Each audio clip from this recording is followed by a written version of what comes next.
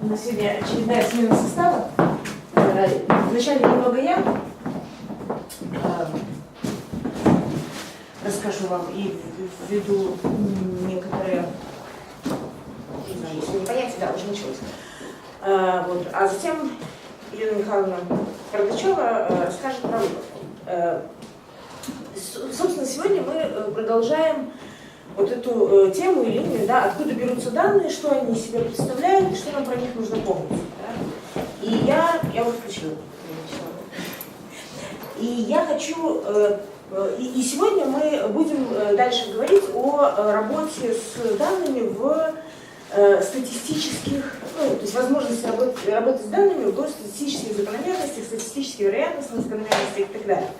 Но для того, чтобы про это говорить, я хочу вернуться к нескольким моментам, которые мы уже проходили, просто чтобы еще раз вспомнить. Да? Во-первых, то, что данные, так или иначе, это некое знаковое, ну, в данном случае чаще всего там, цифровое, числовое отображение реальности. Да? То есть у нас есть какая-то реальность, чуть-чуть нам известная и подлежащая нашему изучению, исследованию, анализу и так далее. И есть знаковая система, которую мы формируем, обозначая нечто в реальности знаками. Знаками, цифрами, в принципе, разными знаками мы можем обозначать, но обычно мы обозначаем цифрами, иногда числами. И у них эти отношения, вот, обозначения и референции, эти отношения должны сохраняться. И это знаковая реальность. И всякий раз, когда мы работаем с этой знаковой реальностью, мы работаем со знаковой реальностью, а не с этой реальностью. И то, как мы ее отобразим, ну, эту процедуру проделаем, мы, либо кто-то за нас, раньше, позже и так далее, от этого зависит то, что мы получим. И вот, ну, что очень важно, что когда мы это делаем сами, ну, то есть когда мы сами присваиваем значения, там, через шкалы и так далее, мы как-то еще более-менее про это помним. Когда мы пользуемся чужими данными, мы иногда про это вспоминаем. Когда мы пользуемся, ну, например, там, статистическими данными, которые кто-то там собрал, или большими данными, которые собираются автоматизированно, мы считаем, как бы, что эти знаки, ну, можем считать, что эти знаки, они как бы и есть реальность, там, не знаю, пол, например, да? Ну, а какие еще варианты? 1 и 2, там, М и Ж, да? Но по большому счету это мы вставили, ну, как бы поставили только двоичное значение, да, этой реальности. Там, возраст, ну, все что угодно, включая даже там, физические и химические обозначения, в принципе. И вот это Николай говорил в прошлый раз, но я еще раз повторю. Да, и ну, в основном мы присваиваем эти значения цифровые, ну, в 3 видах шкал. Ну, в 4, но чаще всего в 3, потому что вот, ну, интервальная шкала отношений чаще всего мало различается. Да. Первая шкала, в которую мы присваиваем, это шкала номинации, то есть наименования. Да? Это значит, что мы каким-то объектам присваиваем, ну, как бы уникальные имена. Да? Целостно их берем в качестве имен, и единственное отношение, которое мы можем отразить между объектами, вот здесь там один объект и второй объект, в номинальной шкале, это равенство либо неравенство. Ну, то есть, грубо говоря, этот объект равен этому, ну или подобен, или не равен. И все. Никаких других отношений мы отразить не можем. И если нам этого достаточно, это может быть, там, не знаю, пол, национальность, страна, имя команды спортивной, я не знаю, имя сети, там, еще что-нибудь. Да? Если нам достаточно знать про объекты, одинаковые они или нет, ну, как бы входят они в те же самые или разные, мы используем номинальную шкалу. Мы используем цифры, периодически, там, 1 и 2, ну, в общем, это имена собственные. И как бы к там, числам, к отношениям к другим никакого отношения это не имеет. Вторая шкала – это порядковая шкала, про это тоже все помнят, это когда мы можем хоть какой-то порядок установить между объектами. Любой порядок в смысле старше, моложе, больше, меньше, то есть в порядковой шкале это как бы ровно 4 отношения. Равно, не равно, все так же. И больше-меньше. Больше, ну как бы, больше мы ничего про объекты сказать не можем. Мы можем сказать, что вот там этот город маленький, этот большой, а этот супер большой. И это, ну, вот только такие отношения. Мы только в порядке можем сказать. И третья шкала – это интервальная шкала, то есть тогда, когда мы эту разницу между объектами можем как-то посчитать. То есть мы можем чаще всего достаточно произвольно, иногда пользуясь введенными ранее интервалами, померить расстояние между объектами. Ну, старше, моложе мы можем померить годами, например, потому что годы мы можем использовать как измерительное. И у нас там есть чуть больше отношений. Это называем равно, не равно, больше, меньше и фактически плюс-минус. Плюс-минус. Почему это важно? Ну, почему важно помнить про шкалы и применять эти? Помнить про них, когда мы пользуемся данными, и помнить про них, когда мы работаем. Потому что, во-первых, мы видим, что здесь мы используем цифры. Когда мы обозначаем что-то, и знаками являются цифры, то здесь это только цифры. Никакого отношения к числовой реальности, никаких операций, кроме сравнения, вот единичка и единичка это одинаковое, единичка и двоечка это разные. Можно было бы, в принципе, звездочками обозначить, но просто мы обычно по-разному. То есть это цифры. Это, в принципе, тоже цифры, выстроенные в каком-то порядке. И только здесь у нас возникают числовые отношения. Ну, то есть мы можем обращаться со знаками как заменителями, как с числом. Хотя бы плюсовать, минусовать. Если у нас есть еще шкала отношений, когда есть абсолютный ноль, то тогда мы даже можем умножать и делить. Что, в общем, тоже все относительно. То есть мы знаем, во-первых, пользуясь шкалой, что это редукция. То есть это всегда редукция реальности к тому, что нам нужно зафиксировать. В зависимости от практической задачи, о которой говорил Андрей. Второе – это не путать цифры и числа. Про это вспомнили, теперь про уже, собственно, про то, что мы можем получать, или как мы можем там собирать данные. Собственно, нам же все это нужно для чего? Мы превращаем реальную реальность в цифровую реальность для того, чтобы с помощью определенных манипуляций со знаками, да, что-то узнать про эту самую реальность. И понятно, что нам бы, конечно, что-нибудь хотелось узнать про нее так, как это было в момент классического становления науки, в таком, детерминирующих законах. Да? Ну, то есть, когда связи между различными объектами или различными признаками одного объекта у нас напрямую прямые и детерминационные, такие причинно-следственные. Ну вот, если я женщина, которая, там, не знаю, у которой есть дети, то у меня, значит, обязательно есть муж, ну, например. Да? То есть вот классическая наука, механическая, классическая физика ориентировалась всегда на поиск объективных, реальных законов, где ни один объект не выпадает из этого закона. Ну, то есть мы берем любой объект, и в любом объекте этот закон действует. И когда не получалось описать таким образом, что-то выпадало, это означало, что у нас только мало информации. Ну, либо мы законы не знаем, либо там, что-то еще. Но, в общем, уже где-то к середине 19 века стало понятно, что все не совсем просто. И что что даже в натуральных науках, в общем-то, установить вот эти закономерности детерминационные, да, такие прямые закономерности, сложно, а иногда невозможно. Почему сложно, а иногда невозможно? Потому что там, для того, чтобы эти закономерности установить, мы должны знать влияние всех факторов на объект, и тогда у нас прямое следствие из этого. Мы не всегда знаем все факторы, или иногда не можем вычленить достаточно, все объекты, они слишком мелкие.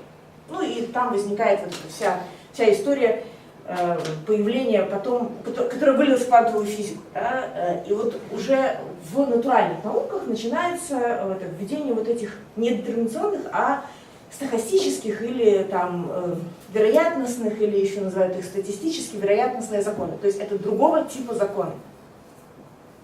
И вот то, что мы потом используем, и сейчас в основном используем, особенно во всяких там политических, маркетинговых, любых исследованиях, это все построено на вот этих стохастических, вероятностных, статистических законах, которые предполагают, несколько вещей, как бы очень важных. Да?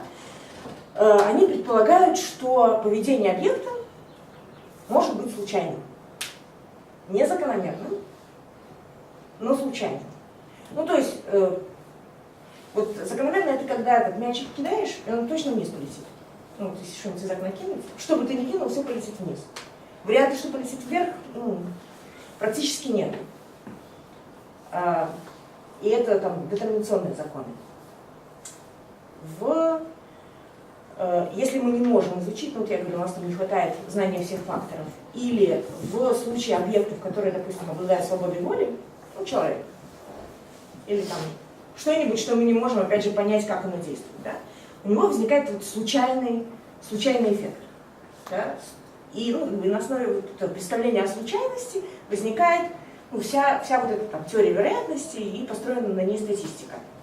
Но при этом говорится, что несмотря на наличие случая, мы в принципе можем описать закономерность поведения однородных объектов. Но закономерность не обязательную, а вероятностную. Ну то есть, если взять, ну не знаю, много-много людей и спросить у них, ну или там, чтобы они проголосовали за кого-нибудь на выборах, то, обладая свободой воли, в принципе, каждый отдельно будет делать случайный выбор. Ну, в смысле, мы его не можем описать закономерно. Но все вместе они сделают какой-то выбор, который, ну, как бы, можно описать с определенной вероятностью наступления этого выбора, ну, в зависимости от всяких других характеристик. И там вот в этих статистических законах там есть несколько таких важных вещей. Первое – это то, что все объекты, которые мы исследуем и на основе которых строим эти закономерности, они однородные, они одинаковые. Ну, вернее так, мы предполагаем, что они одинаковые. Понятно, что все объекты могут быть различимы, но как бы для нас условием рассуждения про статистические законы является принятие того, что они одинаковые. Второе – это то, что их много. Сколько много, это дальше можно говорить, но их должно быть достаточно много, чтобы среди них с разными отклонениями мы могли выявить эту самую закономерность. И еще один момент – это то, что эти объекты должны быть независимы. Ну или, скажем, их поведение должно быть независимым.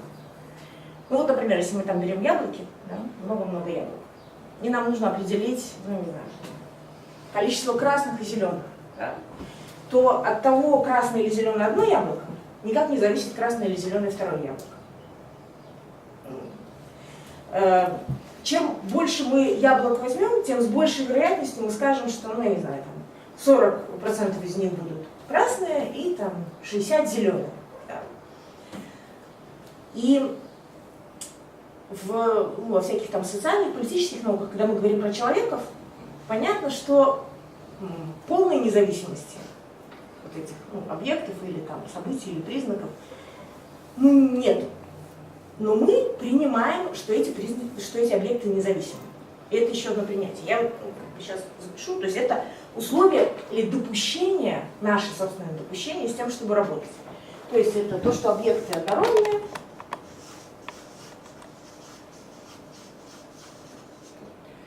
то, что они независимые,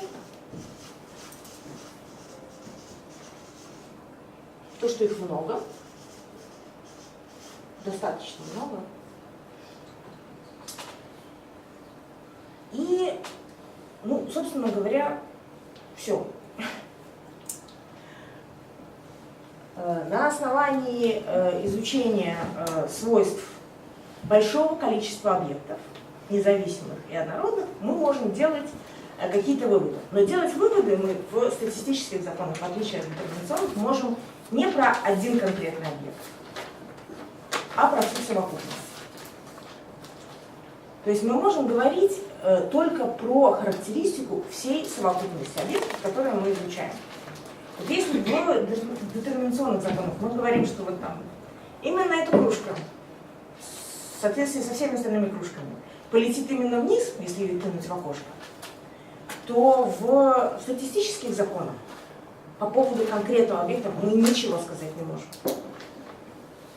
Он может себя вести каким угодно образом, ну так, по большому счету.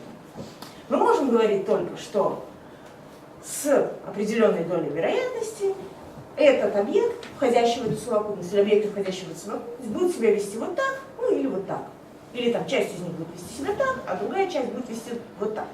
Это я говорю особенно к тому, что когда мы, ну вот часто там я с социологическими исследованиями сталкиваюсь, ну или маркетинговыми и так далее, когда ты представляешь данные, мне говорят, слушайте, ну вот я-то действую не так, да, и мама моя не так действует, и папа, и вообще я ни одного человека не знаю, который действует так, да. Ну, мало того, что там вопрос еще выборки, да, это еще и вопрос того, что ни одно там, социологическое, маркетинговое, политологическое исследование на данных, построенных на этих вероятностных законах, ничего не говорит о том, как лично вы действуете.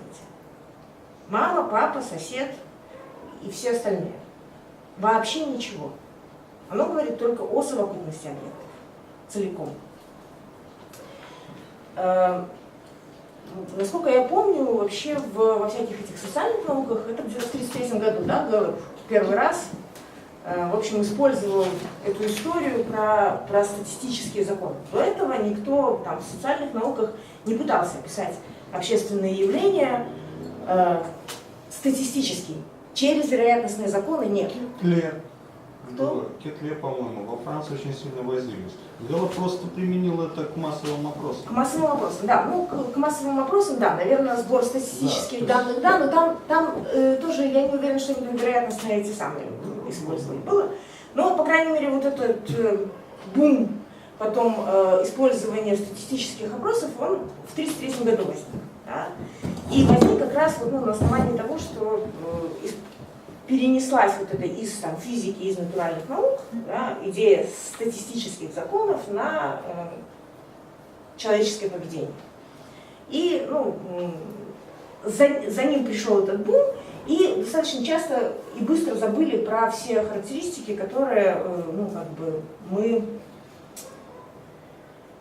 должны допустить по отношению к изучаемому объекту, к этой самой изучаемой реальности. И вот ну, я когда пыталась понять, рисовала для себя такую картинку, что когда мы начинаем работать с статистическими данными, с вероятностными данными, да, то это примерно значит следующее, что в реальности вот у нас есть там человечки, такие разнообразные, одни с ручками, ножками, другие в юбочках, ну и так далее, третьи без юбочек. Что мы делаем? Мы говорим себе, они для нас одинаковые.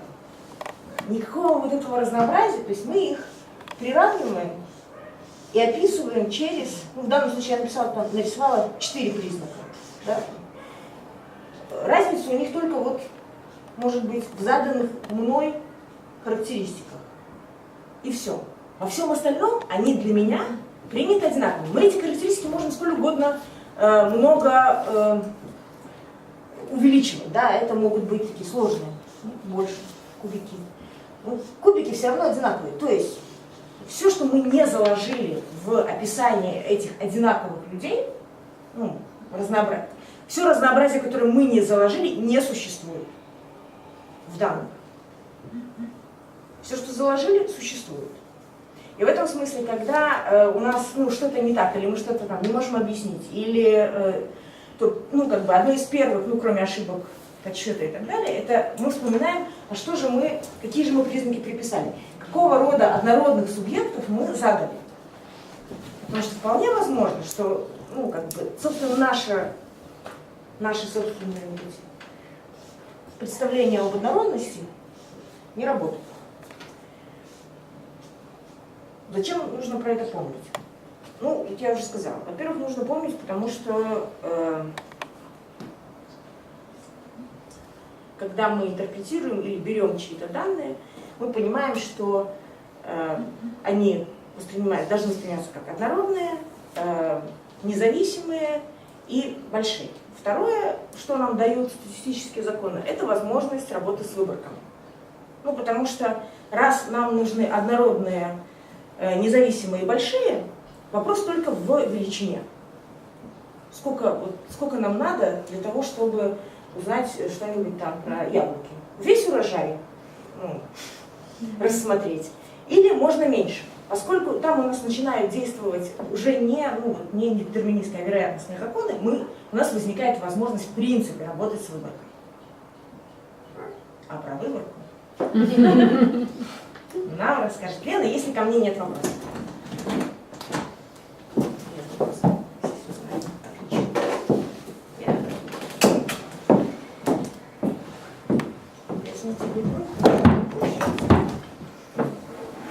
Я, наверное, закрою окошко, чтобы было видно.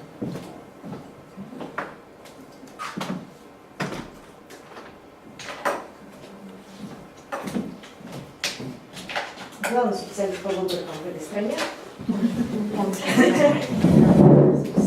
Да. Лучше скромничать. Главный специалист не может ставить флешку. Потому что это не по выбору.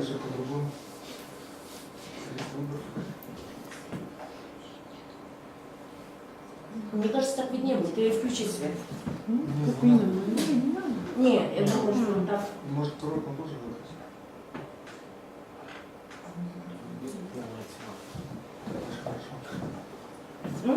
Полная тьма, полный мрак. Интересно, что видно на видео. На видеоэкран будет, так? Я бы еще в дополнение к предыдущему выступлению хотела вот хороший, ну как мне кажется, хороший пример как раз таки вот этих вероятностных закономерностей, которые у нас существуют. Вот мне кажется, на людях это не совсем понятно, что значит они одинаковые и не одинаковые. А вот возьмем простую монетку, которую мы просто подбрасываем. Когда мы ее подбрасываем, мы не знаем, у нас выпадет орел или решка в нашем конкретном случае. Даже если 5 раз мы подбросим, и 5 раз у нас попадает решка, это совершенно не значит, что на 6-й раз у нас выпадет обязательно орел. То есть может и на 6-й раз опять же выпасть решка. Но при этом, вот если сейчас спросить, какова вероятность того, что выпадет решка, ну как, вот, какова вероятность того? Ну, то есть 1/2. Мы все знаем это. То есть это такой вот очень показательный пример. На самом деле в свое время проводились, вот кому-то же было не лень, вот они подбрасывали эти монетки, и действительно, чем больше бросаний, просто есть данные до 40 000. Вот. Один человек бросил? Не, ну понятно, что мы одну и ту же монетку бросаем. Не, ну знаете, когда студентам обычно этот пример, они начинают, а вдруг птичка пролетит, а вдруг она ее утащит. Я говорю, это все. Есть еще такой в теории вероятности закон практической невозможности маловероятных событий. То есть это мы относим к маловероятным событиям. То есть к событиям, которые могут произойти, может пролететь птичка и схватить. Но это маловероятное событие. То есть вероятность этого события очень-очень мала. И мы, соответственно, его просто не рассматриваем при дальнейшем анализе. Да, Татьяна? ничего.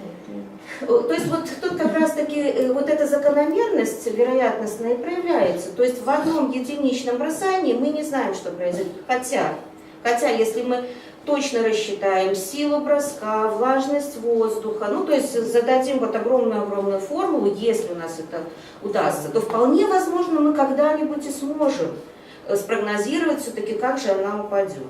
Но пока что, то есть там, где появляется неопределенность, там появляется вероятностная закономерность.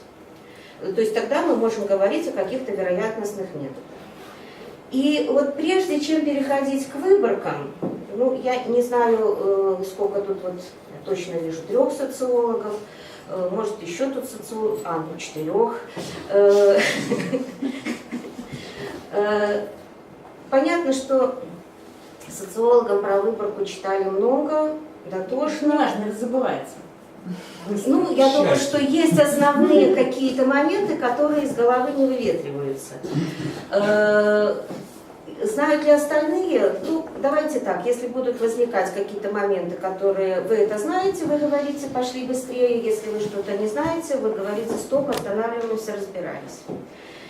Но прежде чем приступить к выборкам, я бы все-таки хотела показать на примере, где у нас возникает вот эта вот вероятностная закономерность, которая нам в дальнейшем позволяет, собственно говоря, с ней работать. Пример очень простой. Видно? Я выключу. Я увеличу сейчас. Я смоделировала генеральную совокупность из 11 человек. Ну, то есть минимум, да? И взяли только два параметра, пол и возраст. Ну, соответственно, если у нас генеральная совокупность из 11 человек, 5 получается мужчин, 6 женщин, то есть вероятность, точнее сказать, частотный процент женщин, мужчин в данной выборке 45,5%. Что касается возраста, ну, 18, 19, 20, 21, посчитаем среднее самым обычным образом, все сложили, поделили, получается среднее 19 ровно, ну, возраст. То есть вот это наша генеральная совокупность. Что мы делаем дальше? Теперь попробуем смоделировать другую ситуацию. Допустим, мы не можем опрашивать всех 11 человек, ну, по какой-то причине. Мы строим выборку из 5 человек. Что получается? Я моделирую, значит, это каждому человеку мы даем порядковый номер 1, 2 и так далее, 11. И, соответственно, то есть у нас может быть выборочная совокупность, в которой входит 1, 2, 3, 4, 5 человек. 1, 2, 3, 4, 6. 1, 2, 3, 4, 7. То есть я перебираю все возможные варианты, как можно из 11 человек выбрать 5. Таких у нас получается комбинаций.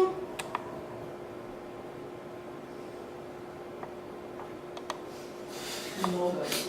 Ну, немного, их на самом деле не так и много.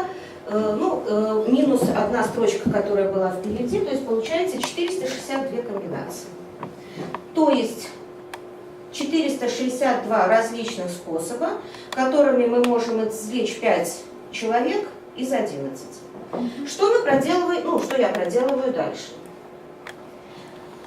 Дальше мы фиксируем, собственно говоря, для нашей вот конкретной выборочной совокупности мы смотрим, сколько у нас мужчин, сколько у нас женщин, и считаем процентное соотношение мужчин в каждой выборке, в каждой. Вот с 462 вот этих вот выборках мы фиксируем, какой у нас процент женщин, мужчин, извините. И что мы в результате получаем? В результате у нас получается вот такое распределение. То есть у нас 6 выборок, в которых не попало ни одного мужчины. Таких выборок у нас 6. 75, в которых у нас попал один мужчина, ну или 20% от общего количества. Ну, соответственно, 200 выборок, в которых у нас 40% мужчин, 150, в которых 60% мужчин, 30, в которых 80% мужчин, и только одна, в котором все 5 оказались мужчинами. Ну, если посмотреть на генеральную совокупность, по-моему, у нас как раз-таки мужчин. Да, вот у нас 5 мужчин, вот поэтому у нас только одна выборка, в которой у нас все 5 мужчин появились. И построим, собственно говоря, обычную столбиковую диаграмму по данным распределениям. Вот желтеньким представлена столбиковая диаграмма. Ну, если кто-то разбирался с теорией вероятности, с распределением, то, в принципе, мы получаем простое биномиальное распределение на самом деле. Если описывать, у нас дискретный случай, но если его попытаться описать через непрерывный случай, то есть вот это вот наше непосредственное распределение биномиальное, которое мы получили, оно очень хорошо укладывается в нормальное распределение. Причем, если посмотреть характеристики этого нормального, вот этого построенного нормального распределения, оно у нас получается мат ожидания. Значит, мат ожидания – это характеристика, которая описывает среднее значение, то есть это средняя температура по больнице. Так вот, мат ожидания для этого распределения будет равняться 0,45. Если мы вернемся к генеральной совокупности, 0,45 это, собственно говоря, есть тот процент, ну тут 45,5, но если мы округлим до целых, мы как раз получим 0,45, то есть мы как раз получаем то среднее значение, точнее не среднее значение, а ту долю мужчин, которая у нас есть изначально в генеральной совокупности. А вопрос можно? Да. А Биномиальное. Это же было нормальное гаусиано, да, распределение? Это да.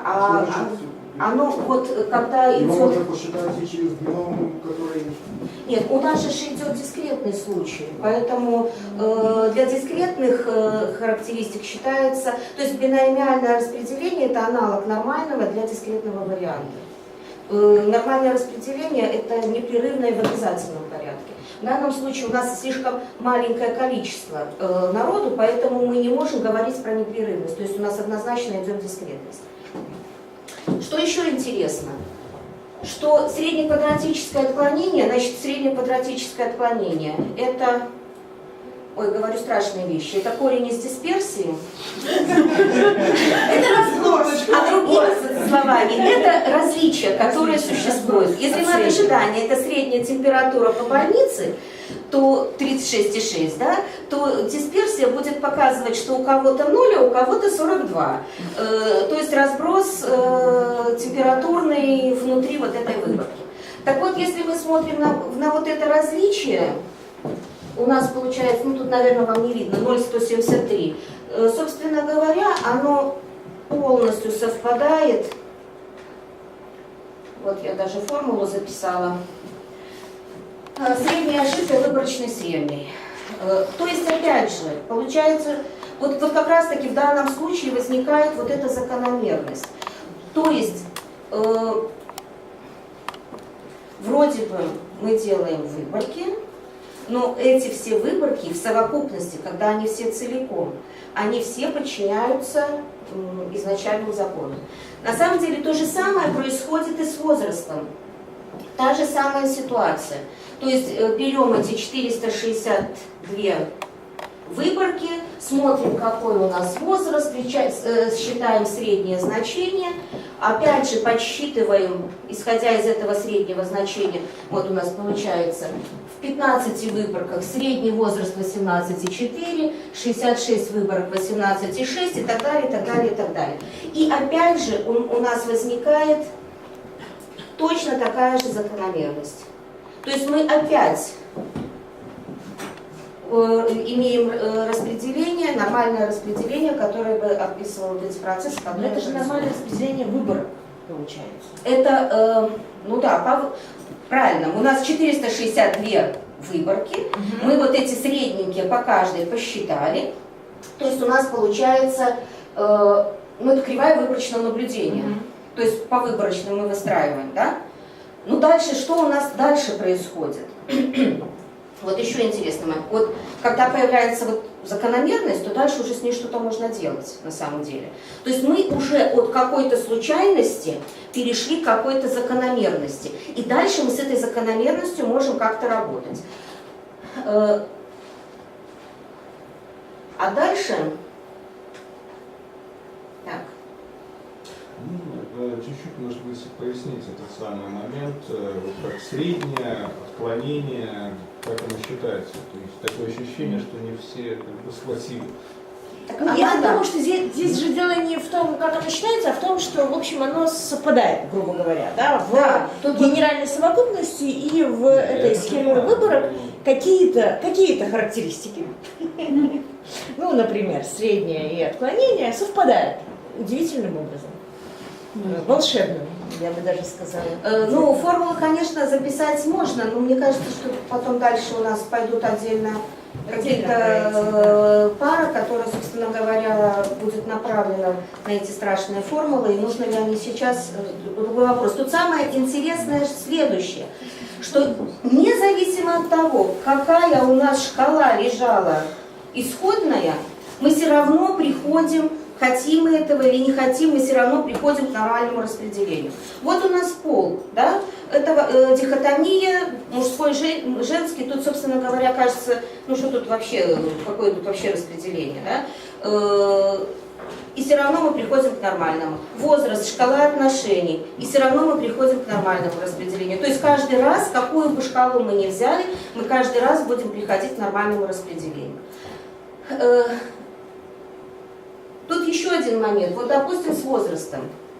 Так, когда у нас появилось вот это нормальное распределение, как я уже сказала, у нас появляется возможность каким-то образом анализировать. И есть такой механизм построения доверительного интервала. То есть разработан специальный метод, который позволяет нам неким образом, исходя из выборочной совокупности, как бы задать интервальчик и сказать, что с определенной вероятностью, чаще всего в социологических, политологических науках уровень значимости – это вероятность ошибиться.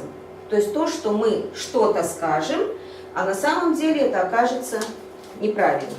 Так вот, в гуманитарных наших науках это уровень значимости принимается 0,05, то есть 0,05%. Так вот, мы можем выстроить определенный интервальчик и смотреть, а собственно говоря,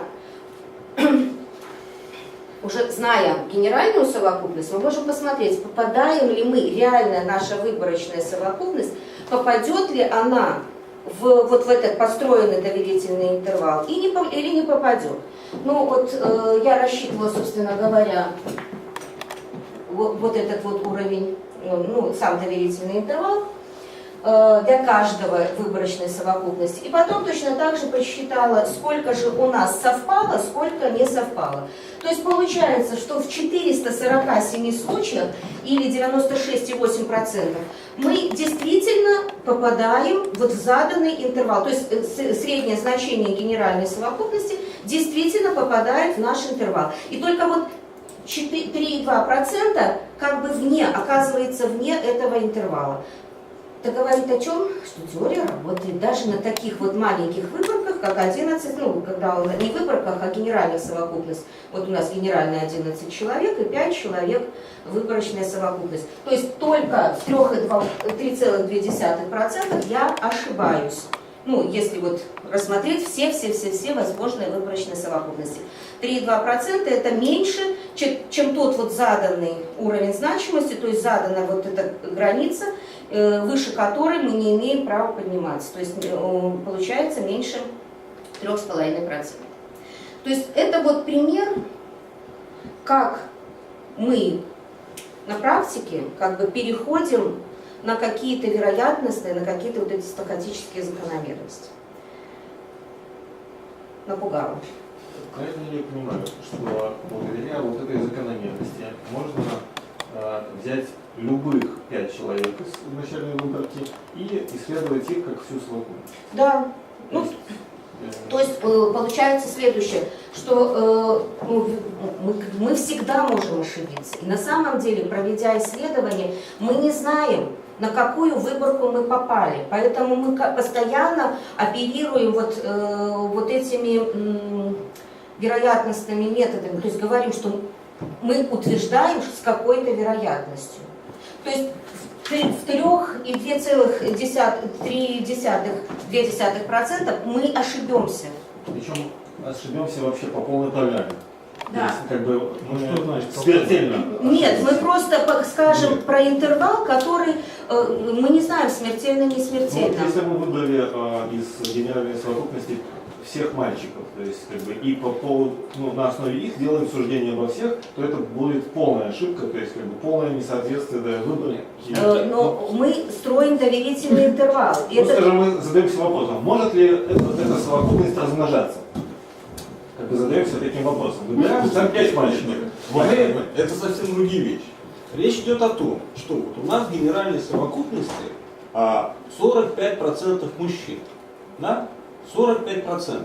Извлекая выборки из этой генеральной совокупности, мы в 96% случаев получим то же самое соотношение, что То есть в то, что реальности. нам нужно. Да. И правильно Ваня И в говорит, и в 3-4%, мы да. кардинально ошибемся. Ну, не значит кардинально, Оно мы не не будет знаем. соответствовать. Оно не будет Оно не соответствовать. будет соответствовать количеству, проценту мужчин Да. в генеральной совокупности. Ну, и- Все. ну- Считать это радикальной ошибкой или не радикальной, Ну, это зависит уже это от того, вопрос. что... Да, ну, да. Ну, то Но- есть, ну, эта вот вероятность ошибиться, она не превышает вот тот порог, который мы для себя задали. После того, как мы делаем выборку, мы ее типа можем как-то проверить, она ошибочная или нет? Вот это способ оценки. Вот это способ оценки ошибки выбора. Понимаешь, вот если бы все начинало, ну, как бы ограничивалось 11 человеками и мальчиками, и девочками, то да, мы могли бы проверить. Ну, проблем никаких, там, соотнести выборку и это самое. Но когда мы берем выборки, в которых эти признаки, ну, скажем, не так хорошо контролируемы, то по большому Подожди, счету а нет. что это в любом случае даст? И, допустим, вот эти 11 человек мы можем действительно проверить. Ну да. 462 способа извлечения этой выборки. Да? Вот мы предположили, да, случайно назначили каждому номер, случайно перемешали, выбрали 5 и предположили, что да, у нас в этой самой, в кулаке вот 5 номеров соответствует 45% мужчин. Да? Мгм.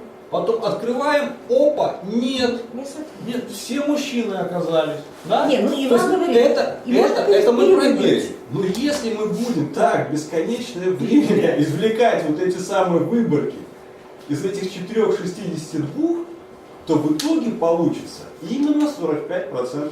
Абсолютно верно. Есть целые методы, которые как раз-таки на этом и Метод построены. Монте-Карло. Ну, допустим, РДС-система сейчас, вот, которая очень, так сказать, Модная. модная. Да, да. То есть, понимаешь, тут с вероятностью такая штука. Если ты знаешь, что 45% вероятности выпадет красное, да, ставь на черный. Это не означает, что ты выиграешь. Именно в этом конкретном случае. Меня волнует такой вопрос. Вот я выборку сделал, то есть именинки силе определенные, достал, как бы, да, Да. что-то в кулачок. Я как бы после этого делаю какую-то сверку совокупностью или просто работаю? Нет, Ну, просто работаешь. начнем с того, что Окей. вы изначально пытаетесь сделать так, чтобы у вас не получились все 5 мужчин в одной кучке. То есть я должен что-то знать по генеральной совокупности. Вот что-то, что для тебя очень и очень важно, то, что ну, А является, ты должен знать. На самом деле, вот когда вот у нас 462 выборки, вот здесь вот очень важно, чтобы дальше работать, что тут уже мы, собственно говоря, подходим к выборочным совокупностям, что вы должны четко понимать, каким методом вы отбираете своих респондентов и, собственно говоря, что вы в результате получаете. То есть есть методы, которые могут улучшить вашу ситуацию, уменьшить вероятность ошибки. Есть методы, которые могут ухудшить, и действительно вы получите вообще непонятно что, и как с этим дальше работать, тоже непонятно. Вот в частности с онлайн-исследованиями сейчас, которые очень используемыми везде, где только можно и нельзя, один огромный вопрос, в принципе. И начинается все с того, что при проведении онлайн-исследований мы не знаем генеральную совокупность. Все. Дальше мы какие-то можем получать данные, что-то анализировать, что-то делать. Мы не знаем генеральную совокупность. Следовательно, мы не знаем, какова вероятность. Главный принцип вообще в любой выборке, что любой объект должен иметь одинаковую вероятность попасть в эту выборочную совокупность. И, собственно говоря, все дальнейшие методы вот этого отбора, этого одного единственного человечка направлены на то, чтобы он имел точно такую же вероятность, как и другой человечек, попасть в эту выборочную совокупность. Только при этом условии у вас будут получаться нормальные выборки. А что такое знать генеральную совокупность? Хотя бы, ну вот допустим про республику. Мы точно знаем, какой ее объем. Объем. Мы знаем кто это, ну, имеется в виду, сколько у нас мужчин, сколько у нас женщин. Мы знаем возраст приблизительно, мы знаем, кто проживает сколько проживает в Могилевской области, в городе, на селе, сколько проживает в Брестской области, в городе, на селе. То есть у нас идет какая-то дополнительная информация про генеральную совокупность. В онлайн-исследованиях мы этого не знаем. Мы не знаем, кто откликнется. Вплоть до того, что это может быть гражданин другого государства. Да? Или... То есть мы изначально выбираем характеристики, которые, по нашему мнению, каким-либо образом описывают генеральную совокупность. Так, вот теперь про генеральная совокупность. Так. Кстати, для онлайн-исследований вот эту проблему очень хорошо решают панели, которые, насколько мне известно, в Беларуси у нас, к сожалению, пока что нет. Нет, их нужно создавать. А панель — это когда вы точно знаете вот этого конкретного человека, что он существует, что это мужчина, что у него такой возраст, у него есть дети и так далее и тому подобное. И когда вы хотите, вы просто случайным образом из этой панели отбираете нужных вам, ну, случайным образом, людей, посылаете им запрос, и они на этот запрос отвечают. То есть мы точно уверены, что это не какой-то дядя Петя где-нибудь из Таджикистана. То есть ты имеешь в виду, что собирается просто генеральная совокупность, ну, грубо говоря, адресов, да? База данных. В смысле? База данных, в которой есть, ну, мы четко знаем, может, мы не знаем, где он проживает, но мы точно знаем, что это реальный человек с реальными какими-то характеристиками. Да. Ну, Гименс пытается делать, когда просто залазишь на сайт, выпадает окошко, пожалуйста. Да. То есть он же зафиксировал факт посещения сайта, ему нужно собрать демографичку. Другая проблема, опять-таки, потому что у занятого человека времени заполнять нету, а бездельники и лентяи, которым все равно терять нечего, они их заполняют. То есть идет опять-таки перекос. Не совсем. Под панелью, вот если это по аналогии с исследованием ТВ-аудитории, то там приходят в дом, как бы говорят, вот вам пультик, как бы переписывают данные, ну точно. И с панелью в онлайне, там ты тоже соглашаешься установить на свой компьютер софт, даешь полностью свои данные, и это не то же самое, что ты на опросик отвечаешь. То есть это полный контроль за достоверностью респондента. Я правильно? Ну, допустим, у нас сейчас такая работа проделывается, мы просто, когда идет человек, интервьюер идет по маршруту, допустим, спрашивается, не желали бы вы участвовать в онлайн-исследованиях. Если человек говорит «да», ему просто дается отдельная карточка, на которую он пишет, как с ним можно связаться, то есть или e-mail, или телефон, и кратко записывает там пол, возраст, Ну, это тоже какие-то очень странная генеральная совокупность. Я понимаю, Более чем. естественно. Единственное, что ты про нее что-нибудь знаешь. Это единственное, что ее отличает от вот этой. Тут вообще возникает вопрос, если мы изучаем республику, если начнем уже с того, то онлайн-исследования мы никогда республику не возьмем. Так же, как и телефонами. Итак, а телефонами так это вообще 100%. Не, ну можно же изучать не республику, можно же другие генеральные совокупности иметь в виду, в принципе. А тут получается, ну, как бы из того, что вот вы рассказываете, то тут сначала формируется, в принципе, вообще формируется некое социальное явление, некая социальная группа людей с табличками, ну, в смысле, да? А потом по отношению к ним, как будто бы можно делать там какие-то выводы. Но со временем у нас эта база будет очень большая, и тогда это все будет замечательно работать. Да, ясно. Вот, по отпечаткам пальцев, когда всех это самое, так и, в общем, все это быстрее решится. И вот тут у нас, короче, мы пришли уже к каким-то выборочным совокупностям. Любая выборочная совокупность обладает как минимум двумя свойствами, ну, которые привыкли, скажем так, описывать. То есть, во-первых, это понятие репрезентативности выборки, во-вторых, это точность, то есть погрешность, с которой мы, собственно говоря, можем оценивать наши данные. Что такое репрезентативность? Вот С репрезентативностью на самом деле, если пытаться читать интернет, получается неразбериха полная. И я бы сказала так, репрезентативность, свойство репрезентативности – это свойство выборочной совокупности по некоторым характеристикам отображать генеральную, не более. Причем очень часто можно встретить фразу «репрезентативная выборочная совокупность. Точка». Это полная безграмотность, потому что репрезентативной выборочной совокупности как таковой, по сути своей, не то, что не существует, мы не можем о ней говорить, потому что зеркально отображать мы можем только по каким-то переменным. То есть мы можем сказать, что наша выборочная совокупность репрезентативна по полу, по возрасту, по образованию, по типу населенного пункта, еще по каким-то характеристикам. То есть мы четко должны сказать, что же мы отображаем, то есть какие характеристики мы отображаем. Я недавно встретила пример, который у меня, причем на таком каком-то серьезном сайте.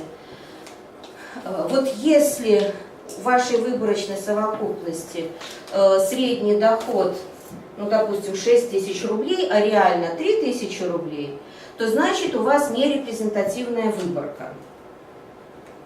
У меня возник вопрос, Она не репрезентативная по доходу. Так интересно тогда, собственно говоря, что мы получили? Да? То есть если у нас доход был этой характеристикой, по которой мы хотели строить репрезентативность, значит, действительно мы как-то что-то не так построили, не так сделали. С другой стороны, если доход не входил в параметры, которые мы хотели отразить как репрезентативные, так, собственно говоря, откуда тогда вообще такая информация? То есть пример не совсем понятный и непонятно, как с ним дальше работать. Значит, еще раз, репрезентативность – это зеркальное отображение по некоторым характеристикам одной или нескольких переменных выборочной совокупности. А эта репрезентативность, понятие репрезентативности, оно вообще никак не связано с объемом выборки. Репрезентативную выборку по полу для республики можно построить и опросив 10 человек. То есть мы получим, главное, чтобы это соотношение было точно такое же, как и на республике. Только и всего. А уже качество выборки, которое мы получаем, это уже когда мы начинаем описывать, то есть говорить тот максимальную погрешность, которую мы можем получить. Уже максимальная погрешность, что значит максимальная погрешность? Для одной и той же выборки, в зависимости от процента, у нас погрешность может либо увеличиваться, либо уменьшаться. Самая большая погрешность у нас появляется, когда наша выборочная делится пополам, 50 на 50. В этом случае погрешность будет самая-самая большая. Так мы про выборку говорим, оцениваем качество выборки по максимальной возможной погрешности, которая у нас возникает. Она уже напрямую зависит от объема выборки, то есть от объема генеральной совокупности, от объема выборочной совокупности. Дальше, если надо будет, все формулы я могу дать. Но нужно ли? Большой вопрос. Так, теперь следующий момент. Как же мы можем добиваться... касательно репрезентативности. На самом деле... Чтобы получить хорошее исследование, у нас должна быть хорошая точность. Но при этом мы не обязательно должны иметь репрезентативную выборку. Я, может, сейчас крамолу говорю, потому что во всех диссертационных работах, во всех докторских работах всегда требуют, чтобы была фраза «выборка репрезентативна». Хорошо, если дальше идет «по». Лен, я не знаю, может быть, я не права, но я понимаю, в каких случаях это необходимо, да? Репрезентативность. Например, если в своей работе я сравниваю мужчин и женщин, фактически как две отдельные группы, сравниваю по каким-то ну, не знаю, по другим характеристикам, там, не знаю, как они ходят на выборы, как они пьют кофе, там, и так далее. Вот для того, чтобы их сравнивать, получается, что каждая из этих групп, ну, в смысле, мужчины Республики Беларусь и женщины Республики Беларусь были бы, ну, как бы, ну, нормальной выборкой. И вот тогда, если я их сравниваю, если я делаю выводы по этим группам, то тогда очень важно, чтобы они, ну, чтобы была репрезентативность по этой характеристике. Если нет, то... Но другая, например, задачка. Мы изучаем национальные какие-то аспекты. Белорусы, русские, поляки. Если мы возьмем репрезентативно эти национальности, то при большом объеме выборочной совокупности, к сожалению, поляков у нас будет очень-очень мало. И за счет вот этой малой группы наша погрешность, общая погрешность сильно увеличивается за счет того, что одна группа будет мало. Вот в таких задачах... Выборку увеличить так, чтобы их было достаточно. Не всегда есть деньги на то, чтобы увеличить выборку так. А тут намного проще на самом деле уйти от репрезентативности, сделать 3 выборки. Ну, фактически, да, сделать 3 выборки, да, и дальше, а потом уже Потом про страну ты ничего не можешь сказать. Нет. Про страну в целом ты уже ничего не можешь сказать. Не можешь. Я ее перевзвешу, проведу в нужное состояние и скажу про выборку, про всю республику в целом. Поляк отображает 11 поляков, да? С весом. Наоборот. Это у нас наоборот, один поляк будет мы же их возьмем много, а потом будем уменьшать. Наоборот, один поляк у нас будет как 0,1 человечка. То есть мы его уменьшим количество. Поэтому тут все хорошо. Так.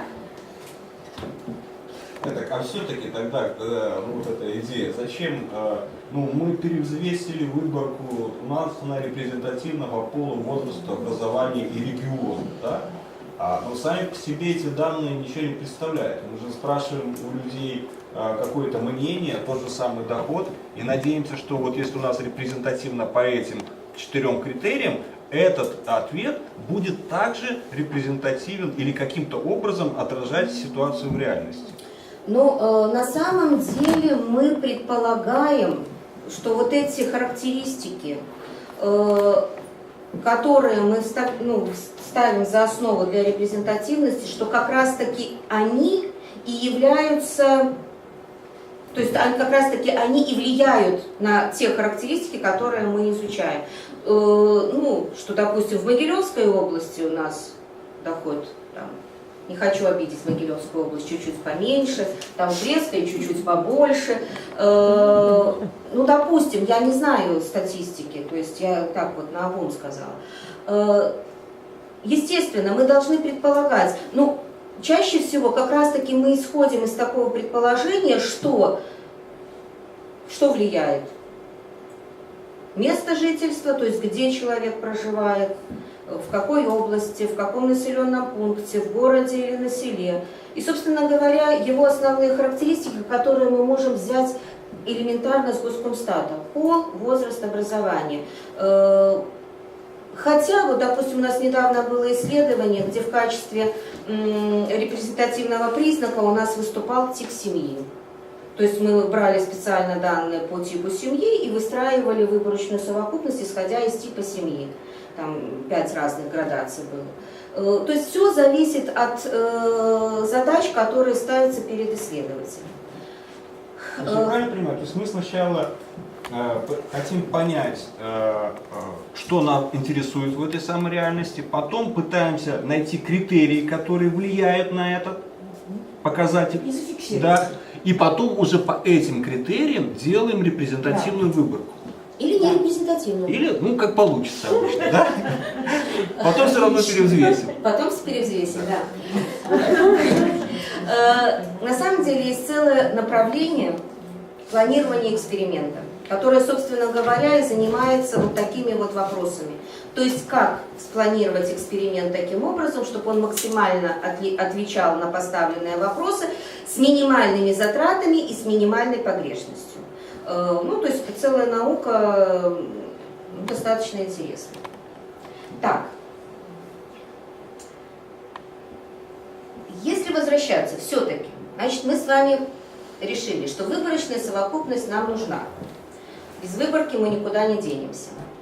Репрезентативность желательно, но не всегда. То есть можно иногда отступать. Но, еще раз повторюсь, изначально и самое главное, чтобы работали вот эти вероятностные закономерности, любой объект должен иметь равную вероятность попадания в выборочную совокупность. И тут начинают работать различные методы, которые придумали люди, для того, чтобы обеспечить, собственно говоря, вот эту случайность. Да. Начиналось все достаточно просто. Да, кстати, вот такая схемка у меня есть.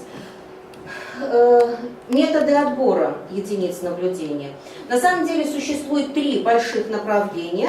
Это как бы не случайный отбор, то есть когда вот это нарушается правило равной вероятности. Потом сплошной отбор. Ну тут вообще мы в принципе не работаем с какими-то вероятностными закономерностями, потому что у нас попадают все, то есть мы сразу имеем генеральную совокупность. Единственное, что тут возникает проблема отказа. То есть, это совершенно другая проблема, которую мы, если будет время, желание, можем потом отдельно обсуждать. Проблема отказов – это вообще отдельная проблема, причем очень такая серьезная. Ну и, собственно говоря, сам непосредственно блок «Случайный отбор», к которому мы стремимся. В случайном отборе вот самое простое, изначально что лежит, это, собственно, случайный отбор. Начиналось, с него, кстати, все и начиналось. Что подразумевается под, собственно, случайным отбором? Тут очень важно, что мы всю нашу генеральную совокупность перенумеровываем. То есть это хорошо делается, если мы работаем с коллективом, если мы работаем с группой, то есть там, где мы можем пересчитать. Понятно, что жителей Республики Беларусь перенумеровать у нас не получится. Но вот сейчас, если мы будем изучать летучий университет, да, мы можем каждому студенту присвоить номер, а потом случайным образом отобрать, кто же будет у нас отвечать на наши анкеты. Каким образом можно обеспечить эту случайность? Начиналось все с таблиц распределения случайных чисел. Я не знаю, кто-нибудь встречался с этими таблицами или нет. Нужно ли рассказывать, как они работают? Не нужно. На самом деле сейчас достаточно легко в том же Excel можно смоделировать случайные вот эти значения, сколько вам нужно, то есть вы там задаете мне, пожалуйста, равномерное распределение. Равномерное это значит, каждый имеет одинаковую вероятность. Равномерное распределение, мне нужно столько-то человек, столько-то у меня есть, а нужно столько-то. И вам Excel выдаст необходимое количество, точнее сказать, номера, которые вам нужно опросить. Следующий метод, таблица это случайных чисел, она работает точно так же, единственное, что там мы как бы сами считаем, кто же у нас попадает. То есть сами формируем вот эти случайным образом номера. Либо есть такое понятие, как механический отбор. То есть когда мы берем, к примеру, всех отсортировываем по фамильным, по алфавиту. Очень сложно придумать, когда фамилия влияет на какие-то процессы. Хотя может быть. Но чаще всего все-таки это такой параметр, не зависит точнее сказать, от него не зависят другие изучаемые параметры. Национальные меньшинства, специфика языка влияет на... Если нам это важно, то тогда плохо. Начнем с того, если у меня муж из национального меньшинства, как это на меня повлияет? А как? Может быть, не знаю. Зарплата у тебя побольше и вообще. Про зарплату обидно было. Да. Значит, механический отбор. Мы отсортировываем всех по алфавиту, а дальше говорим, то есть рассчитываем шаг, допустим, шаг у нас получается 12, и мы говорим, значит, я опрашиваю 12-го, 24-го, 36-го, то есть каждого 12-го. Таким вот механическим отбором. Понятно, что на республике такой метод не работает. систематический отбор. Тут возникает следующая идея. Вот это применение систематического отбора как бы накладывается на карту.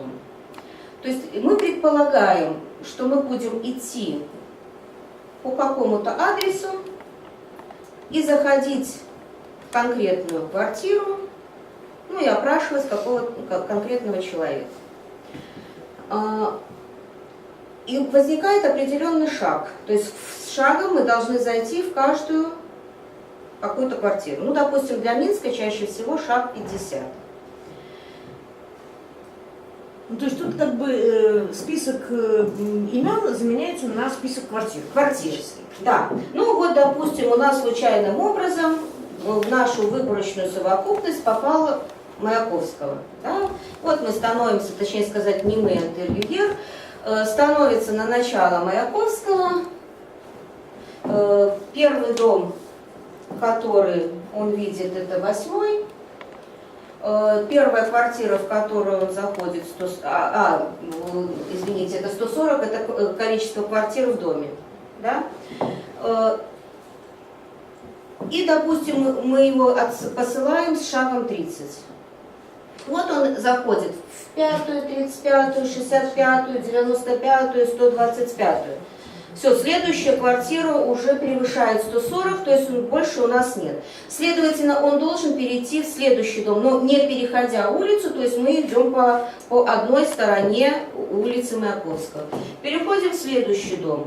И тут мы, в котором 98 квартир, да, но мы смотрим, тут было 140, последняя квартира 125, 140 минус 125 это у нас 15, а шаг у нас 30. Следующее, следовательно, в 10-й квартире у нас пойдет, в 10-м доме у нас пойдет 15-е, 45-е, 75-е, ну и так далее. То есть принцип понятен. Мы определяемся непосредственно с шагом. То есть механический отбор, систематический отбор, идем по квартирам. Заходя в квартиру, тем самым мы обеспечиваем случайный доступ, ну, я не говорю, пустят нас туда или не пустят, это уже работа интервьюера, попасть в эту конкретную квартиру. Но когда человек попадает в квартиру, возникает вопрос, кого опрашивать. Если опрашивать, кто открывает дверь, ну, тут возникает вопрос, а кто чаще открывает дверь? Наверное, тот, кто чаще дома. А кто чаще дома? Чаще дома женщины. Соответственно, мы можем получить очень сильный перекос в сторону женщин. То есть у нас получится, что вероятность того, у жильца, который чаще бывает дома, ну, при условии, что он открывает квартиру, у него вероятность попадания в выборку будет выше, чем у того, кто бывает реже. Опять же, мы должны эту проблему каким-то образом решить. Тут возникает так называемый метод Киша. То есть мы начинаем моделировать нашу случайность. Каким образом? Ну, чаще всего, каким образом вообще вот этот вот метод воспроизводится. Зайдя в квартиру, мы не опрашиваем первого попавшего человека. Мы спрашиваем, у кого ближайший день рождения будет, не был, а будет, у кого ближайший день рождения. Ну, допустим, открывает муж, говорит, ну, у жены через 10 месяцев день рождения, а у меня вот только вчера был. Значит, опросить мы должны будем жену. То есть ближайший будущий день рождения. Опять же, то есть тем самым мы моделируем вот эту вот случайность. Да, открыл муж, но даже если, ну, это если все делать правильно. Жена в это время отсутствует, мы спрашиваем, когда же она придет, договариваемся о встрече и опрашиваем жену. Тем самым мы получаем вот, мы моделируем вот ту случайность, которая нам так необходима. А если у них день рождения в один день? Часы спросим. Часы спросим. Вероятность такого, во-первых, представьте вероятность такого, во-вторых, вероятность, что в эту квартиру попадете. Ну, во-первых, тут как бы прицел на улице, а значит можно попасть на какой-нибудь гетто, ну, как бы, да, то есть там, не знаю, там Нет, одни там- общаги. Нет, ну, Подожди, в там же том-то и сначала, дело. там просто, Лена, это самое, там идет постепенно. Сначала у тебя случайно отбираются улицы, а потом в Но них они случайно отбираются таким отбираются... образом случайно. Если вы, получается, что, допустим, вот в Минске у нас ну, фактически 10 районов, Фрунзенский у нас очень большой, поэтому мы делим Фрунзенский еще на 2 кусочка. 10 районов. Соответственно, вообще-то это уже начинается стратификационная выборка. Ну То да, есть мы потому что уже... поэтому на таких этих она чисто случайная и, в общем, уже не Хорошо, может а быть. бездомных как вот поймать? Все бездомное Выпадает. Выпадает. Большая проблема именно с доступностью, потому что попадает улица какая-нибудь, ну, домофонированная, с охраной там дома, да, то есть он фактически просто на территорию дома, да, площадки не войдет, его не пустят. А это означает, что вот эти выборки, они всегда перекошены в сторону низшего дохода. Потому что богатые люди, они за большим забором сидят с охраной, с этими самыми вахтерами и никого не пускают, просто-напросто. Ну, то есть, вот конечно, есть это есть перекосы, есть это проблема, не да. идеальный способ. Это эти попытки ущемиться и как-нибудь организовать себе близкое к случайному распределению. Мне вот как раз-таки вот в этом методе Киша мне нравится, что это моделирование случайности. То есть мы не гарантируем эту случайность. Это мы еще не затрагиваем проблему отказов. Да. То есть вы еще попробуйте туда попасть, а так вам еще и скажут, куда сходить дальше. Да, где спросить. Кого следующего вопросили? Да. Вот, то есть это реально огромная проблема. Но, к сожалению, пока что она не решена. Но это связано с опросами. А в общем, мы же данные и эти самые выборки строим не только для опросов. Но на самом деле, вот это, вот такая выборка, она намного лучше, чем если вы станете в 3 часа дня возле ГУМа и будете опрашивать прохожих.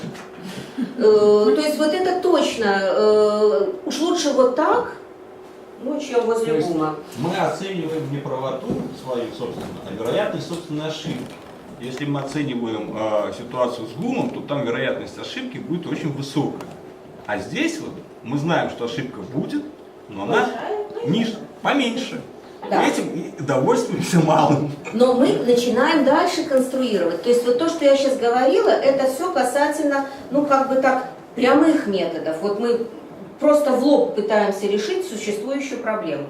Но существуют еще и обходные какие-то моменты, которые нам помогают улучшать нашу выборочную совокупность. В частности, вот единственный метод, который уменьшает погрешность, все остальные увеличивают. А вот стратификация, она уменьшает погрешность. То есть при одном и том же объеме, имея стратифицированную выборку, у вас погрешность будет меньше, чем если вы ее будете делать просто случайно. Что такое стратификация? Мы делим нашу генеральную совокупность на какие-то группы, однородные по каким-то признакам. И дальше уже начинаем работать непосредственно с этой группой.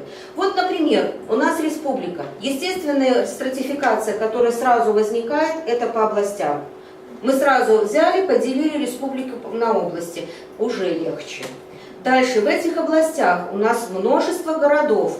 Как выбрать? Если мы начнем выбирать случайным образом эти города, тоже непонятно, на что мы нарвемся. То есть, либо учитывать вероятностные характеристики, то есть объемы этих городов.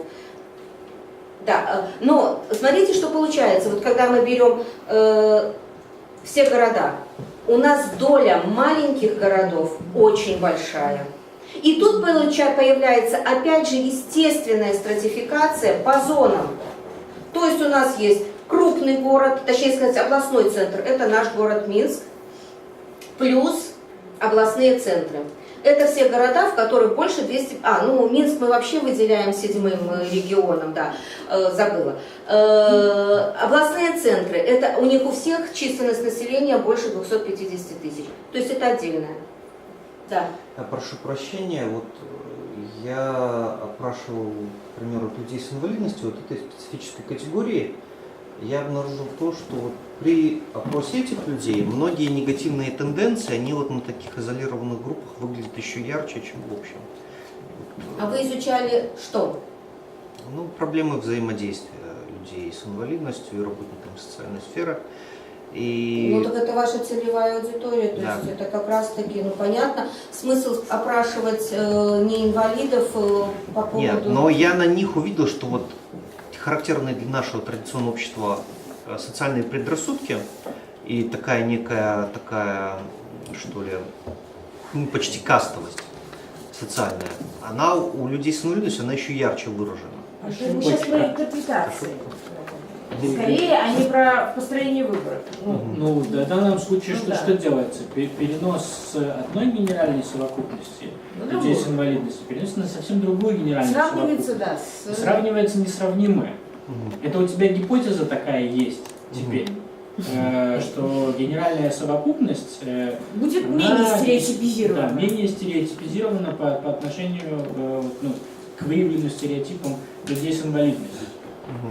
А вот твое это как бы такое утверждение относительно генеральной совокупности, это ошибка. Возвращаясь. То есть у нас идет стратификация по зонам.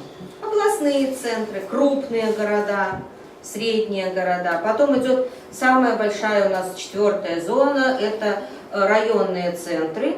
Это чаще всего города от 10 до 50 тысяч.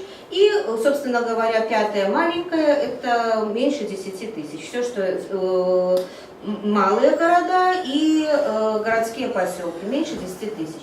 То есть, опять же, мы улучшаем нашу выборку. У нас точно должно попасть, в выборку должны попасть и жители областных центров, и жители крупных городов, и жители районных центров, ну и, соответственно, жители малых городов. Ну и потом, опять же, естественная такая вот стратификация, это по типу населенного пункта. То есть принадлежность, ну, либо городское, либо сельское население. Причем сельское население мы опять же стратифицируем по тому, к какому городу, к какому городскому поселку он ближе расположен. Ну, вкладывая то понятие, что если это село, которое располагается возле Минска, это один тип поселения, да, или, к примеру, маленькое какое-нибудь маленькое село где-нибудь в Полесье, где до ближайшего нормального города 7 дней на собака, что называется. Жизнь разная, отношения разные. То есть вот это получается естественная стратификация. Да, чем отличается, тут следующий момент у нас пойдет гнездовая выборка. Так вот, чем отличается стратификация от гнезда? Тем, что все слои страт, построенные, у нас входят в нашу выборочную совокупность. Вот сколько мы страт построили, они все должны присутствовать в выборочной совокупности. Вот следующий момент, это как мы опять же улучшаем, это серийная или гнездовая выборка, ну или, собственно говоря, способ отбора. Чем он отличается? Мы выделяем так называемое гнездо, и из этого гнезда случайным образом выбираем какие-то объекты. Что под этим подразумевается? К примеру, мы изучаем школьников. Можно, конечно, взять все школы, да, и потом случайным образом отобрать эти школы. Но эти школы могут оказаться непонятно где, непонятно как. А можем, к примеру, сделать гнездо школы города Минска, ну или, допустим, Фрунзенского района. И уже вот из этих школ, то есть это будет гнездо, и из этих вот школ мы случайным образом отберем 2-3 школы, то есть которые у нас как бы будут представителями всего этого гнезда. Естественно, мы предполагаем, что все остальные школы такие же.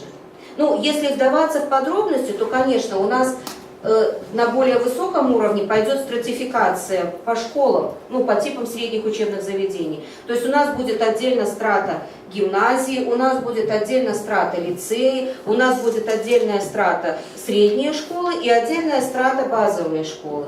А потом уже из этих с помощью случайного отбора мы как бы начинаем вылавливать случайным образом конкретные школы.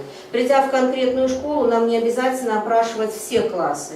Мы опять, допустим, одну параллель называем гнездом, и из этого гнезда выбираем какой-то один класс, а дальше опрашиваем сплошняком. Опять возникает вопрос, а какой, если пойти к этому к заучу, спросить, какой нам мне класс опросить, естественно, будет опрошен самый лучший класс, самый послушный. Поэтому вот у нас в том году проводилось такое исследование, и там делалось каким образом? Приходили к заучу и просили с каждого класса первую фамилию. То есть, допустим, на параллели 5 классов, вот им давали 5 фамилий первых учеников по списку, а дальше интервьюер отбирал тот класс, в котором находится ученик с первой, ну, с самой первой фамилией по алфавиту. И дальше уже опрашивался, там уже несмотря на возражения, не возражения, то есть опрашивался конкретный класс, который вот таким вот случайным образом отбирался. Такой отбор тоже обеспечивает случайность. Да, но, конечно, вот серийный отбор, он немножко ухудшает погрешность, то есть он увеличивает. Как я уже говорила, если стратифицированный отбор уменьшает погрешность, то все остальные методы немножко ухудшают, то есть по сравнению с прямым, с самым простым случайным отбором. На самом деле, крайне редко, когда на практике используется какой-то один метод отбора.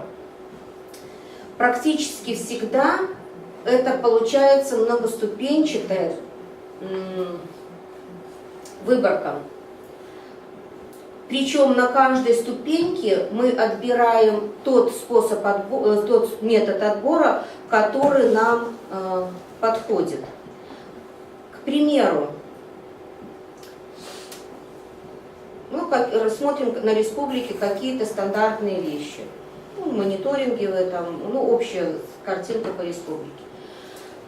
Естественно, у нас она стратифицированная, как я уже говорила. Пол, область, зона, тип населенного пункта.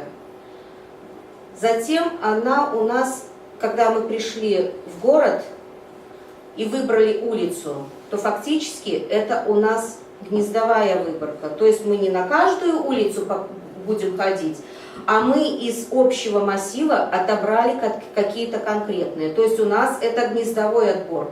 Из гнезда вычленили какие-то отдельные. Как только мы стали на улицу, у нас получается механический отбор. Ну, то есть или систематический отбор. То есть вот как мы идем шагом. Как только мы зашли в квартиру, у нас появляется метод Киша. То есть вот эта вот многоступенчатость, она нормальна, она, ну, это стандартный подход. Ну, еще раз повторюсь, крайне редко, когда используется только какой-то один отбор. Это что касается случайных выборок. Есть ли по ним вопрос? Если нет, то я перейду к неслучайным. Как это все работает в отношении интернет-опросов? Или это вообще никак в отношении интернет-опросов не работает? Смотри, и тут как бы главная характеристика вот этого всего построения, да, это две вещи. Это ты знаешь, что тебе надо, ну, в смысле, вот эта практическая задача и некоторые характеристики, которые связаны с твоей практической задачей. Потому что когда Лена рассказывает про вот этот контроль, ну, всяких характеристик, в том числе, чтобы и большие города, и маленькие, это ведь связано с практической задачей. Это, ну, как бы не вообще, в принципе, а потому что мы там хотим отобразить всю республику и так далее. Это первое. А второе, это знание генеральной совокупности. С интернет-опросами, если только ты работаешь с известной тебе генеральной совокупностью, если такое возможно. Да? Ну, то есть, ну, например, ты можешь, там есть некое сообщество, и ты работаешь с интернет-опросом этого сообщества, то, в принципе, ну, ты, в общем, там можешь все то же самое делать. Ну, контролировать, тогда, ну интернет-опросом, особенно если это самое, ты можешь хоть сплошняком опрашивать. Да, Фига тебе да. выборки. Ну, если нет ограничений по Ну, да. объему выборочной совокупности, то, конечно, проще всем кинуть, все равно 90% не ответят. Вот. А так Тут вот... мало. А? Мало? Конечно. Да Там нет. 90% по-моему. Да нет. Ну, тогда надо заинтересовать. Да, это уже техника, собственно, опрашивания, да, а так... Я в какой-то книге читала, что мужчина собрать отзывы своей книги, он когда писал письмо письменное в Америке, была вышка там промышленный маркетинг, ну ладно, специалисты, чтобы ему не отказали, он в каждый конверт вкладывал шоколадку. И тогда, говорит, ну, процентов, Да. говорит, 20-30 точно увеличилось количество отзывов. Да, а репрезентативность сместилась в сторону совестливых Сладкоежек. людей. Сладкоежек, да. Да, совестливых, да. Вот опять же про репрезентативность. Вот есть репрезентативные выборки, да, вот очень часто релевантность подменяется понятием, точнее сказать, да, вместо релевантных данных говорят про репрезентативную выборку. Вот тут вот несочетание. Все-таки выборочная совокупность, она имеет право быть нерепрезентативной. Ну вот. Ну, вот, честно говоря, это мало понятно мне, потому что, ну, как бы, для меня всегда там репрезентативность, ну, то есть представление, то есть выборка должна давать представление о генеральной совокупности. Если она не дает этого представления, то что она, про что она нам Это рассказывает? есть на самом деле свойство релевантности. Она дает представление генеральной совокупности, но такое, которое ты заложила в эту самую выборку. Проблема в чем? Да, вот Ну, когда, так это всегда так? нет, смотрите, в чем проблема, да, вот доход и, скажем, эти самые показатели. Если социология развивалась в индустриальном обществе, да, и в принципе по пересечению вот этих характеристик, пол, возраст, образование, место жительства, да, мы в принципе строили нормальную модель общества. Да. Потому что вот эти Потому что у нас пересечения, были вот такие эти, представления да, об обществе. ну, или общество было И такое. общество было такое. Ну, да. То есть, ну суть в чем, да, что в принципе, зная эти характеристики, да, особенно для американского общества, мы четко понимали, могли бы предсказать уровень дохода этого респондента. Да? Сегодня, ну поди ты разберись, да, вот что, как. Да? То есть меняются вот эти самые сертификационные критерии, и, соответственно, вопрос состоит в том, что для решения какой-то нашей практической задачи абсолютно нерелевантным будет ни пол, Да, ни возраст, да, ни это я образование, согласна. и вот это. Да? И в этом смысле, когда я говорю про репрезентативность, да, я не говорю, что она обязательно должна быть по полу, возрасту и еще чему-нибудь. Как раз это как раз зависит очень сильно от твоей задачи. Вполне возможно, что тебе важно контролировать, ну, не эти признаки, которые традиционно, а какие-то другие, я не знаю, цвет волос. Вполне возможно. И вот это, как я говорила, вот, да, допустим, такое лица. если у нас проблема с национальностями, да, то у нас одним из признаков выступала именно национальность. И мы конкретно искали людей, ну, которые бы нам подходили по те характеристики, как нам нужны. Меня как-то вот спросили, есть ли какие-то акты, которые бы формулировали, какая должна быть выборка. Ну, это бред. Законодательный. Ну, почти так, да. Так вот, таких актов нет. Не, ну это опять же связано с тем, про что мы начинали, да, что как бы любые данные это наше конструирование реальности. Да, то есть для каждой задачи мы начинаем с того, что мы конструируем вот эту вот реальность, которая у нас... И естественно, она будет конструироваться, исходя из того, как в голове она у нас складывается. Картины, да. Вполне возможно, что если другой аналитик возьмет эту же задачу, вполне возможно, что у него пойдет другая выборка с другими характеристиками, с другими методами опроса, просто-напросто потому, что у него в голове это будет складываться как-то чуть-чуть по-другому. Так, мне подсказывают, что у нас совсем-совсем, да? Ну, уже кончается, ну ты Минус можешь... 8 минут. Кратко. Не случайные методы, которые существуют и которые используются налево и направо очень часто. Квотная выборка. Ну вот пример квотной выборки я вам представила. В чем квотная выборка? Когда интервьюеру, собственно говоря, задаются характеристики, больше сверху ничего не накладывается. Вот ему говорится: ты мне, пожалуйста, возьми одного мужчину в возрасте 16-29 лет, 3 женщин с высшим образованием, 3 мужчин в возрасте 30-49 вот с таким образованием и так далее. Почему вот кажется, что такая выборка, ну, замечательно, мы сразу получаем репрезентативную выборку. Вот, Да. вот интересно. Да. В результате мы получим репрезентативную Ой, выборку по полу, возрасту и образованию. Но эти выборки в силу того метода, который мы опрашиваются, они абсолютно не будут подчиняться никаким вероятностным закономерностям, которые мы дальше будем использовать. Собственно говоря, почему? Потому что нарушается самый главный принцип. Любой человек не имеет равную вероятность попасть в эту выборку. Естественно, каким образом интервьюер будет искать этого одного мужчины с высшим образованием в возрасте 16-29?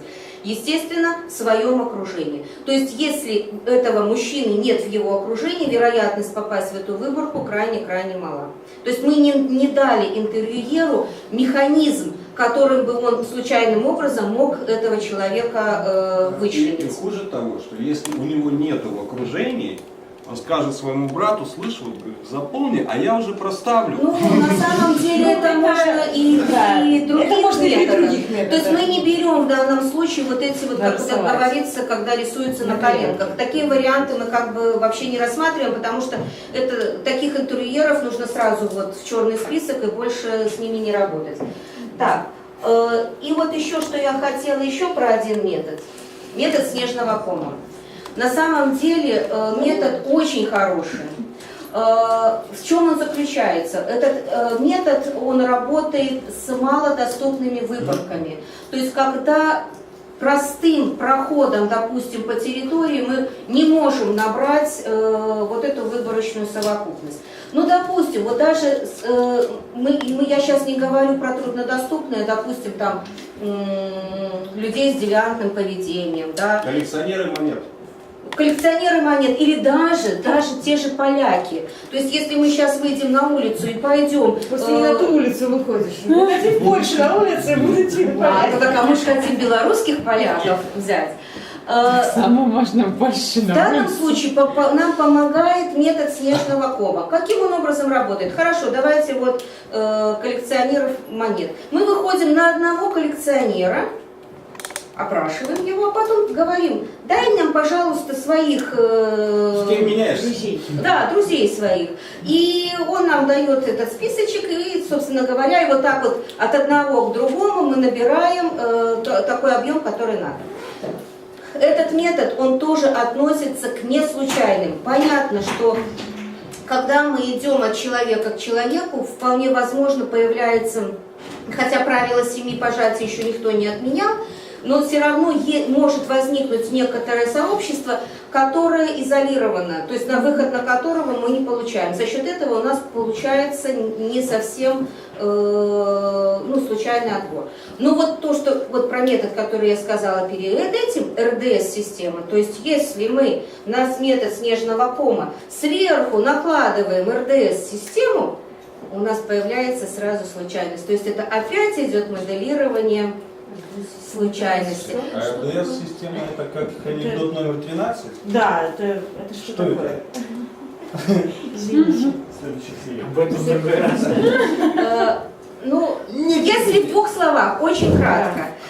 Мы просим у этого, который монеты, мы просим 5, случайным образом отбираем одного и идем к нему. Но самое главное, что там это идет волнами.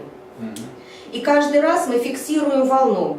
То есть вот как бы 3-4 вот это круга прошли. Да. Зафиксировали, посчитали какие-то основные характеристики, среднее значение. Следующий шаг сделали. То есть вот у этих, которых зафиксировали, мы опять просим их. Они нам дают, мы их следующую волну зафиксировали, разницу посчитали. Разница составляет какой-то процент. И пока не будет... Пока вот эта разница, абсолютно верно, пока эта разница не будет минимальной, мы будем идти вот так вот по волнам, пока не достигнем. Естественно, это очень трудоемкий момент, но, по крайней мере, вот я знаю, что вам была ситуация, когда метод снежного кома сказали, что он не случайный, и многие методы Ну, в общем, действительно. Нет, действительно, метод снежного кома не является вероятностным сам по себе. И в этом смысле, ну, как бы, это данные, с ними можно работать, но он не является вероятностным. Ну, то есть он не дает случайным, вероятностным, на нем не работают эти законы, а это значит, что только то, что выводы, которые у тебя получаются, нельзя экстраполировать на там, генеральную совокупность и так далее. Но это тоже данные. Ну, просто нужно помнить, что это невероятностный метод. Все. Ну, и не надо считать там вот это вот все. Тут уже не придерешься. А вот да, С РДСом не побалуешь. Не побалуешь. Понятно. Да. Есть вопросы? Он, кстати, уже на компьютере прям... Как это расшифровывается? Не скажу. Кстати, вот с помощью этой системы очень неплохо берется онлайн-исследование. Ну вот именно очень часто он применяется при онлайн-исследовании.